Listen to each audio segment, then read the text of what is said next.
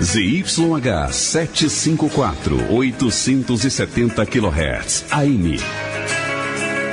Rádio Universitária, Goiânia. Emissora da UFG.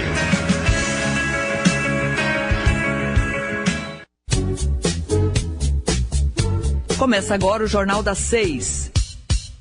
Independência e credibilidade desde 1980.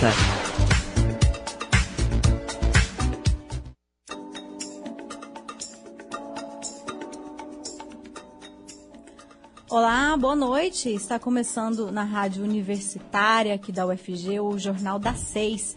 Eu sou Isaura Carrijo e hoje estou na companhia do repórter estagiário Lucas Polinário. Boa noite, Lucas, tudo bem? Boa noite, Isaura. Boa noite aos ouvintes da Rádio Universitária. E hoje nós retomamos um projeto jornalístico antigo. O Jornal das 6 está de volta nos 870 AM, agora sob o comando de jornalistas da universidade e também com a colaboração de estagiários. Lembrando que o programa vai ao ar pela Rádio Universitária na frequência 870 AM, pela internet e pelo Facebook da Rádio Universitária. E você também pode acompanhar a programação da rádio pelo aplicativo Minha UFG. Com entrevistas ao vivo, cobertura de notícias locais, nacionais e apoio de material de agências de notícias, o Jornal das 6 irá ao ar de segunda a sexta-feira a partir das 6 da noite. Na primeira edição do Jornal das 6, teremos uma entrevista com o jornalista Itamar Pires Ribeiro. Ele fez parte da equipe que compôs o programa da década de 1980. O jornalista Rodrigo Oliveira conversou com ele sobre esse assunto. Vamos acompanhar. Para a reestreia do Jornal das 6, convidamos nosso colega Itamar Pires Ribeiro, que foi da primeira turma de estudantes e estagiários do curso de jornalismo da UFG, que produziu e levou ao ar o jornalístico mais tradicional da rádio universitária, lá em 1980. Boa noite, Itamar, tudo bem? Boa noite, Rodrigo. Boa noite aos ouvintes da Universitária. Itamar, como foi para vocês, então, estudantes de jornalismo, produzir e levar ao ar esse jornal que até tinha o slogan Jornalismo Independente, lá no fim da ditadura militar? A ditadura ainda duraria 5 anos, né? Ou seja, em 1980 a gente estava num momento de abertura política, de redemocratização limitada, ainda sob a tutela da ditadura. E essa ideia do jornalismo, desse jornal particularmente, ela surgiu como uma forma de ocupar espaço, porque naquele momento a programação das 2 da tarde até as 7 da noite foi repassada para o estágio. Esse estágio era feito pelos estudantes do curso de jornalismo, da época do Departamento de Comunicação Social, que era vinculado ao então Instituto de Ciências Humanas e Letras, o ICHL da UFG. Não existia faculdade de comunicação, era um departamento de comunicação. E o fato é que a gente ficou com esse pepino, 5 horas de ocupação de rádio, e faz-se o quê em 5 horas de rádio? Estudantes, basicamente, né? A ideia da produção do jornal, ela foi trabalhada durante alguns meses, né, de debates, ver o que seria esse jornal, e nesses debates surgiu o nome como Jornal das 6, e esse nome continuou. A ideia do nome era a de você ter um nome neutro, afinal de contas, Jornal das 6 é um nome neutro, sim, mas facilmente assimilável. Né? Surgiram várias outras ideias naquele momento que eram bastante bizarras. Né? Ficou o Jornal das 6 mesmo, e com a ideia de ter um jornalismo independente. Jornalismo independente em relação ao quê? Em relação aos sistemas oficiais de divulgação da reitoria, que era vinculada à ditadura militar, e ao jornalismo muito chapa branca que se fazia em Goiás, né? Naquele momento. E tentamos essa aventura de produzir um jornal de 1 hora feito exclusivamente por estudantes. E vocês tinham muito problema com a censura naquela época? A censura era uma presença permanente. Eu me lembro de um texto do Moacir Scliar, em que ele chama-se um romance chamado Max e os Felinos. Nesse texto, o Max ele está em uma balsa junto com um tigre. E aquele tigre quase sempre pode a qualquer momento devorá-lo. Era a sensação que a gente tinha em relação à censura, em relação à ditadura. Problemas específicos com a censura aconteceram vários. Por quê? Você tinha dentro da própria emissora, o jornal ele era gravado todos os dias em fitas de rolo, fitas magnéticas de rolo. Né? Quem estiver ouvindo e não sabe o que é isso, dá uma olhada no YouTube, que ainda essas coisas pré-históricas a gente pode achar por lá. Essas fitas ficavam durante um determinado período, arquivadas, e a programação toda era gravada pelo DENTEL, que era o chamado Departamento Nacional de Telecomunicações, que era basicamente um órgão de censura, e também pela Polícia Federal. Ou seja, e dentro da universidade existia uma coisa chamada ASI, Assessoria de Segurança Interna, que era vinculada ao gabinete da reitoria e diretamente vinculada ao SNI, Sistema Nacional de Informações. Ou seja, você estava o tempo todo numa linha muito tênue entre o que dava para divulgar e aquilo que ia dar problema. E às vezes dava problema mesmo. E tinha episódios muito interessantes. Ontem mesmo você estava me contando sobre o episódio do alagamento, né? Você apresentava o Jornal das 6 ao lado do nosso colega Luiz Signates, e aconteceu uma chuva enorme aqui em Goiânia, alagou o estúdio, e vocês foram parar numa capa de jornal, não é isso? Não, na verdade não. Na verdade, nós estávamos apresentando o jornal, teve essa chuva terrível, alagou uma parte dos estúdios da rádio, e fechamos o nosso trabalho e fomos embora para casa. No dia seguinte, aparece no Diário da Manhã uma foto na capa com a rádio alagada, e o então diretor da rádio ficou furiosíssimo, achando que tínhamos sido nós a chamar o Diário da Manhã aqui para mostrar aquela situação. Né? E isso foi um problema um tanto quanto bizarro. A rádio universitária, ela sofreu muito na época da ditadura. Nós tivemos um diretor da rádio universitária, o jornalista Vilmar Alves, isso ainda nos anos 70, bem antes desse episódio, e que ele saiu preso da universitária, foi preso pelo Exército e levado para ser torturado durante 6 meses numa base da aeronáutica em Brasília.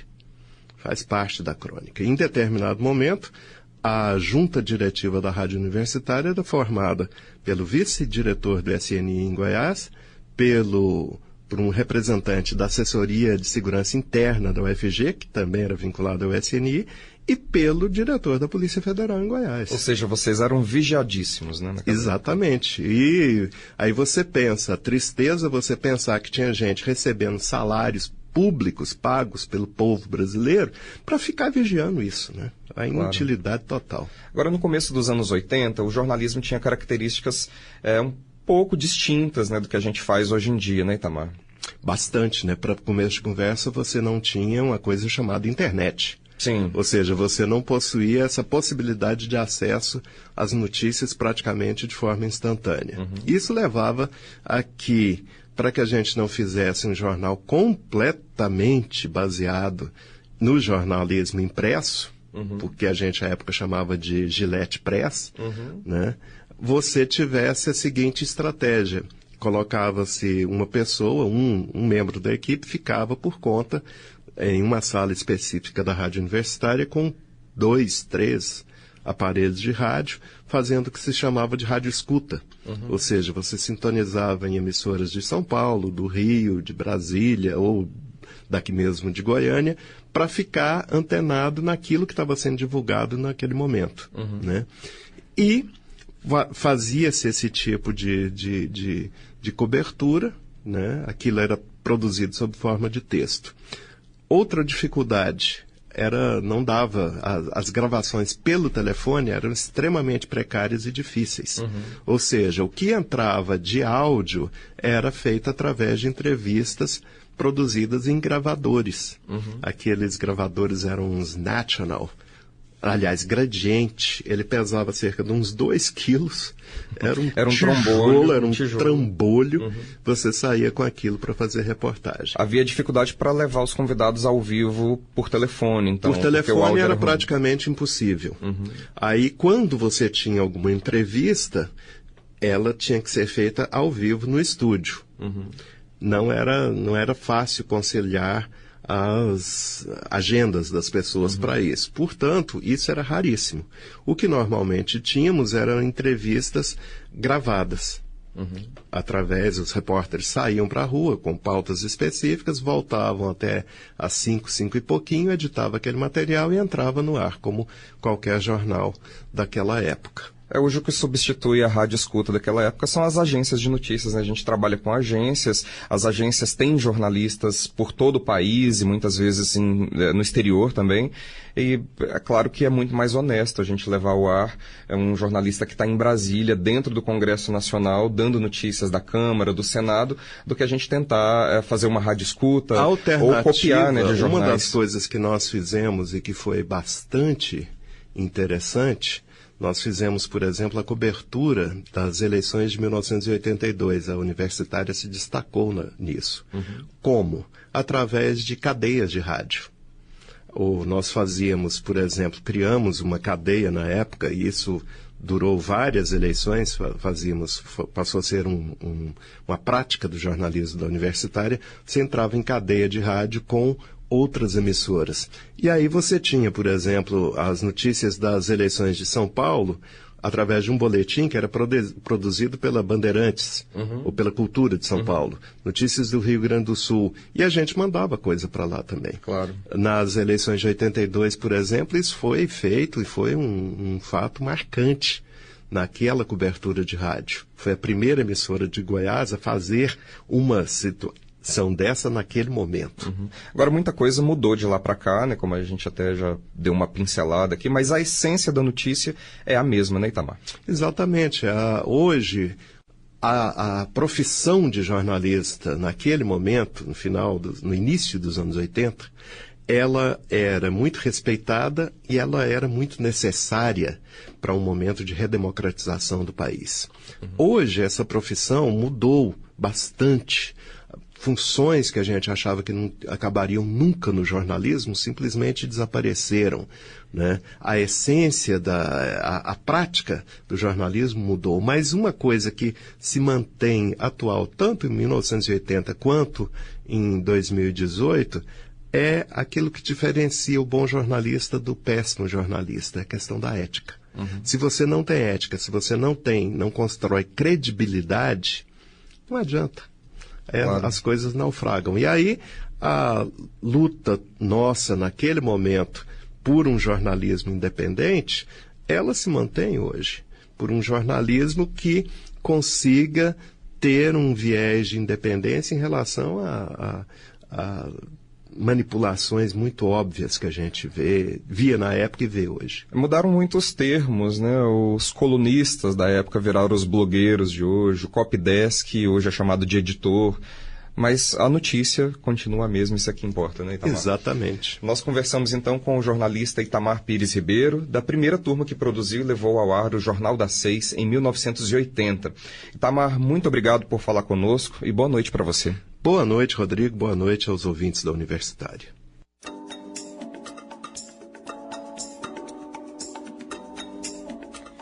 E faltando alguns dias para a Páscoa, os supermercados estão cheios de ovos de chocolate. A expectativa do comércio é de que as vendas aumentem esse ano em até 40%. Quem traz mais detalhes sobre esse assunto é o repórter Lucas Polinário. Vamos ouvir.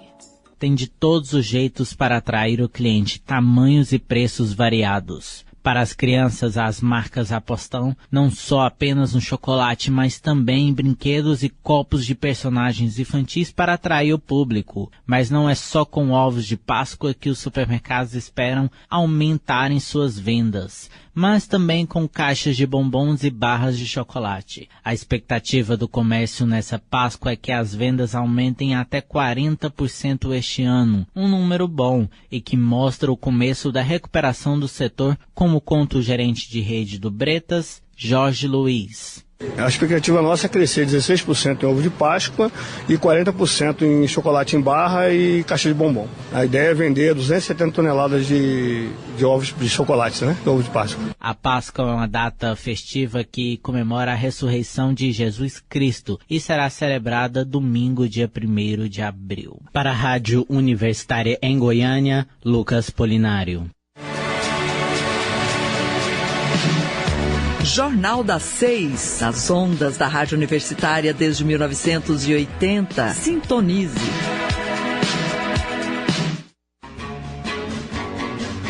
Na Universitária você pode recordar e curtir os Beatles. Beatlemania.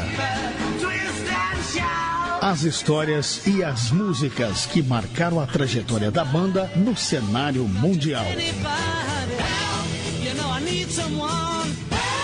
Agora em Novo Dia, segunda-feira, às 9h. Beatlemania.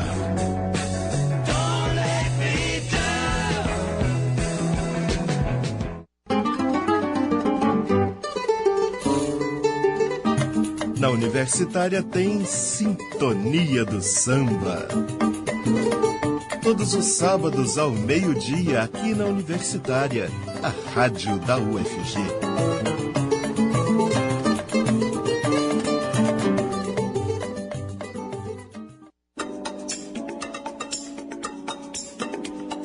Voltamos a apresentar o Jornal das 6.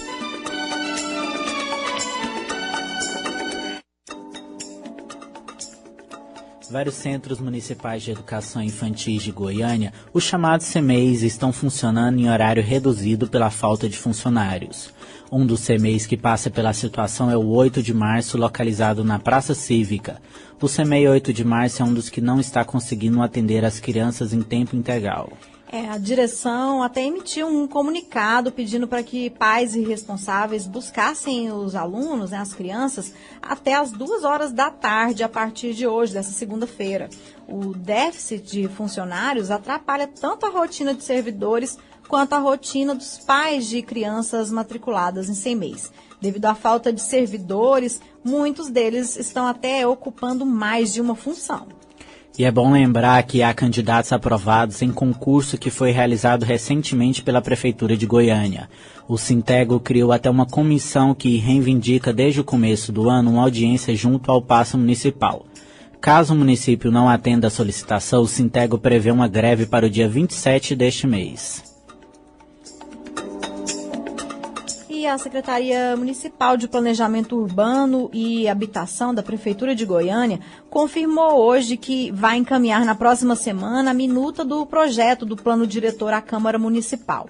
A expectativa é de que o Executivo apresente a matéria ao Legislativo até o fim de março. Entre os assuntos que serão debatidos estão a atualização do Plano Diretor de Goiânia e pontos polêmicos como as áreas de interesse social, o parcelamento do solo e os índices de ocupação na cidade. Antes disso, o projeto será tema de uma audiência pública na sede da Ordem dos Advogados do Brasil, seção Goiás, no auditório Eli Alves Forte, no setor marista, na próxima terça-feira, que é amanhã, e no Ministério Público do Estado de Goiás na próxima quinta-feira. Aí agora sim, nós estamos, Lucas, com um entrevistado na linha. A gente vai tratar dessa questão da maternidade Marlene Teixeira, que nesse final de semana a equipe médica da maternidade Marlene Teixeira acionou o Conselho Regional de Medicina do Estado de Goiás, o CREMEGO, após um colapso na unidade. A maternidade é a única responsável pelo SUS em Aparecida de Goiânia e se encontra sem nenhum tipo de insumo para atender as pacientes. Para buscar uma solução para esse problema, que compromete o funcionamento da maternidade, tem a previsão até de propor aí um TAC, o termo de ajustamento de conduta.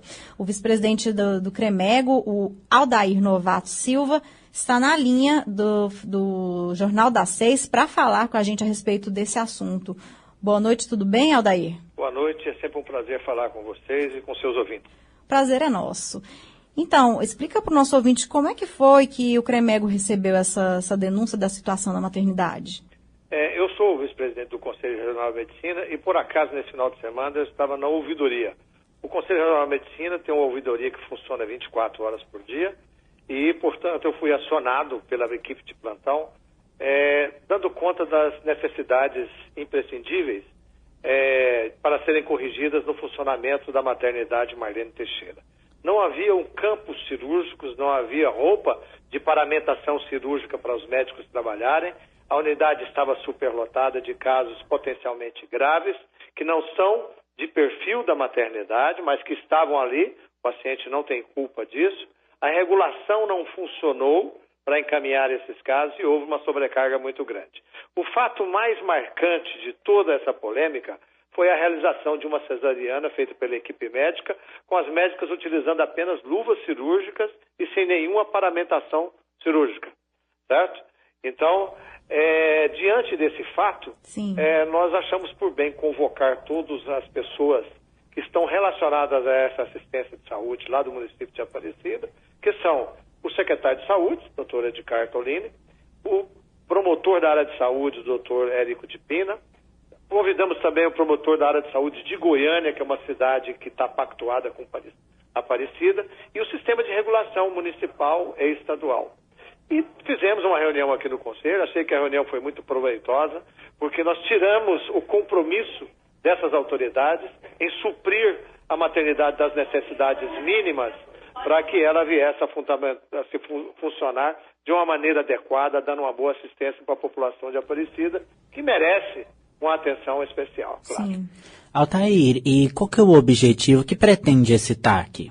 Não, esse TAC é para que o secretário assuma o compromisso de suprir todas as necessidades emergenciais da maternidade, numa primeira etapa, e na segunda etapa, as reformas estruturais que a maternidade precisa para poder funcionar adequadamente, e também do sistema de regulação para que desafogue a maternidade nos momentos de maior demanda para atendimento.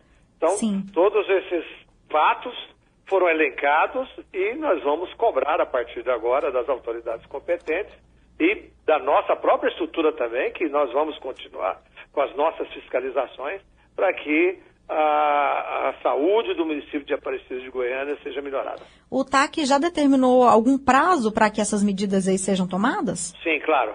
Tem essas medidas emergenciais que nós demos um prazo de 10 dias para poder suprir tudo isso aí. A parte de capotes, de material mínimo, insumos mínimos, são 10 dias. Certo. Agora, de acordo com o que for sendo corrigido, nós vamos ampliando os prazos das outras correções, que precisam também ser feitas, para que a maternidade possa funcionar de uma maneira tranquila, que a população seja bem atendida e que os profissionais que ali trabalham não passem pelo sufoco que passaram nesse final de semana. Tá certo, então agradecemos ao vice-presidente do Conselho Regional de Medicina do Estado de Goiás, Aldair Novato Silva, por conversar conosco na Rádio Universitária, e tenha uma boa noite para você. Boa noite, muito obrigado, sempre um prazer. Obrigada. Agora são 6h23. Ouça o Jornal das 6 também pela internet, no site da Rádio Universitária ou pelo aplicativo Minha UFG.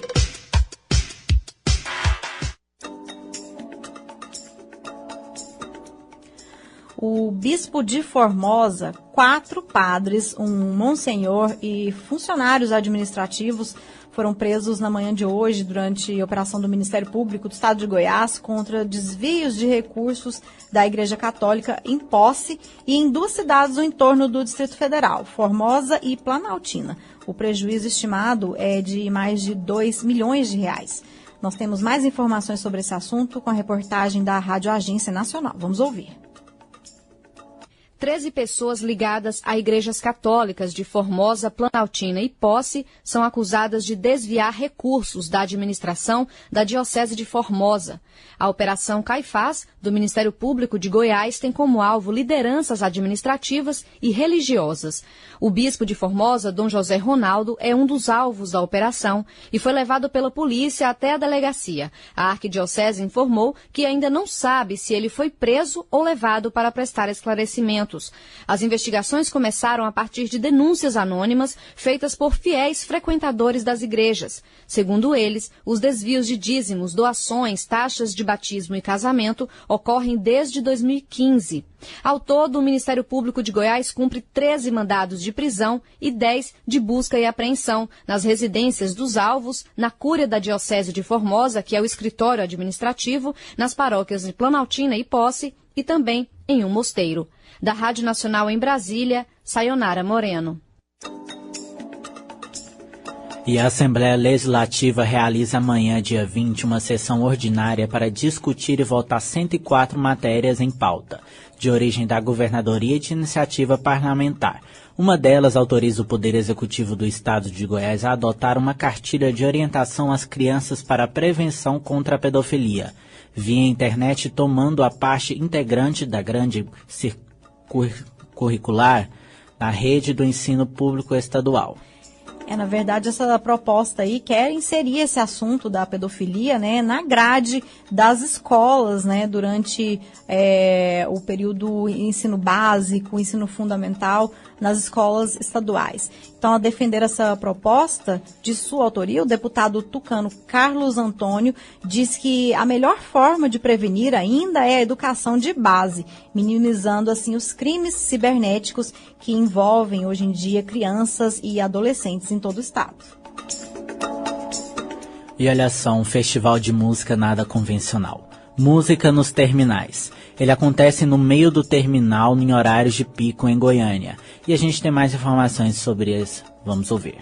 E um projeto criado em Goiânia está levando para os terminais de ônibus da cidade um festival de música. A novidade deixa muita gente curiosa, já que o terminal é sempre um lugar estressante. Inicialmente, apenas as plataformas que compõem o eixo Anhanguera iriam receber as atrações musicais. Agora o projeto cresceu e vários terminais estão recebendo o projeto que tem como objetivo incentivar a cultura, como conta o produtor cultural Derek Santos. O terminal em si é um espaço que as pessoas circulam, né? Um espaço que faz parte do dia a dia das pessoas. Então, realmente é trazer cultura, trazer arte para esse momento, né? Trazer o luxo para o cotidiano das pessoas. Porque isso é importante, né? A gente vive num país que a realidade do acesso à cultura é muito baixa, né? Então, as pessoas estão aqui, estão esperando um ônibus, estão ouvindo uma música. Então, assim, onde não tem nada, o que vira espetáculo é a violência. As próximas apresentações estão programadas para os dias 17 e 20 de março no Terminal do Cruzeiro, a partir das 5 da tarde. E no dia 27 de março no Terminal Novo Mundo, a partir das 7 da noite. Para a Rádio Universitária em Goiânia, Lucas Polinário. Voltamos a apresentar o Jornal das 6.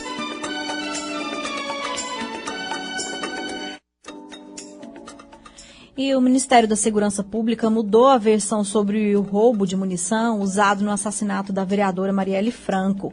O Ministério informou nesta segunda-feira, dia 19, que cápsulas de munições do mesmo lote usado na morte da vereadora do Rio, Marielle Franco, e do motorista Anderson Gomes foram encontradas em uma agência dos Correios da Paraíba após um assalto. A munição utilizada na morte de Marielle e do motorista pertence a um lote comprado pela Polícia Federal de Brasília em 2006.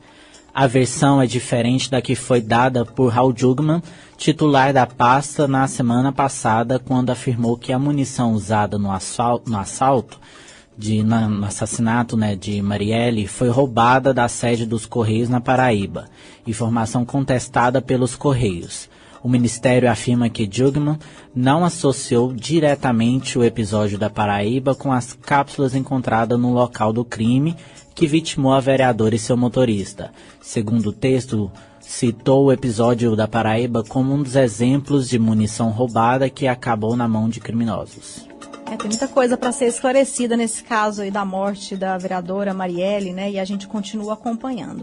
E ainda sobre esse assunto, voluntários da área de comunicação e direito criaram um site para negar as notícias falsas divulgadas sobre a vereadora carioca assassinada no dia 14 de março.